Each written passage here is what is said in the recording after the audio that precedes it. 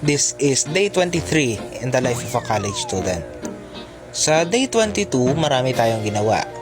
Masyadong tight yung schedule natin nung day 22 kahapon, di ba?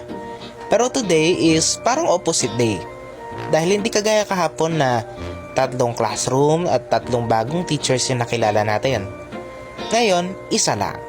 Minor subject tungkol sa Filipino language or discourse, kung ano man.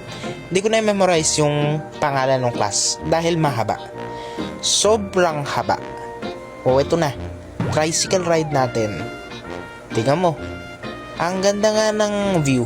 Kaso, yung amoy, napakaganda ng view. Talaga nakaka-amaze. Pero sa tingin mo, yung naaamoy mo iba. Iba dun sa nakikita mo na mukhang sariwang hangin dahil sa palayan. Pero yung naaamoy mo na hangin, nakaw, hindi sariwa yan.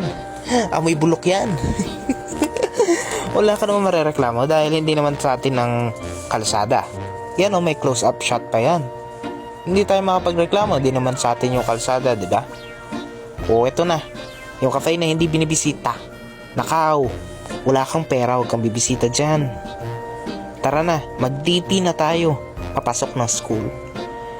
Syempre, lalakarin natin mula gate ng school papunta sa classroom natin. Kasi, hindi naman tayo sa gate magkaklase, di ba? Malamang hanapin natin yung classroom natin. At dahil nga na new subjects tayo today, hindi natin alam kung saan yung classroom. So, paghihintay muna tayo ng class. At saka, magsabi kung saan yung classrooms ng classes natin today.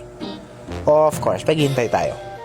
There was maraming waiting na involved.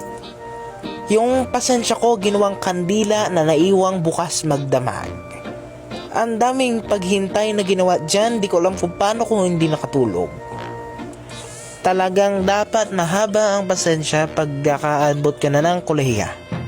Kolehiya o college, di ko alam, basta Tagalog. Nagtatagalog ako ngayon dahil Tagalog ang subject natin. Sandali. Papakita ko sa iyo ang aming bagong classroom para sa new minor subject na na-unlock natin today. Parang video game nga lang. Oh, eto na yung classroom natin. Walang aircon pero hindi ka naman maiinitan gawa ng may open windows at saka more than 4 electric fans, ceiling fans. More on discussion tayo today dahil first day natin. Sa discussion, nagsulat ako ng notes. Para nga naman, kahit malimutan ko, meron akong notes para maalala. O, diba?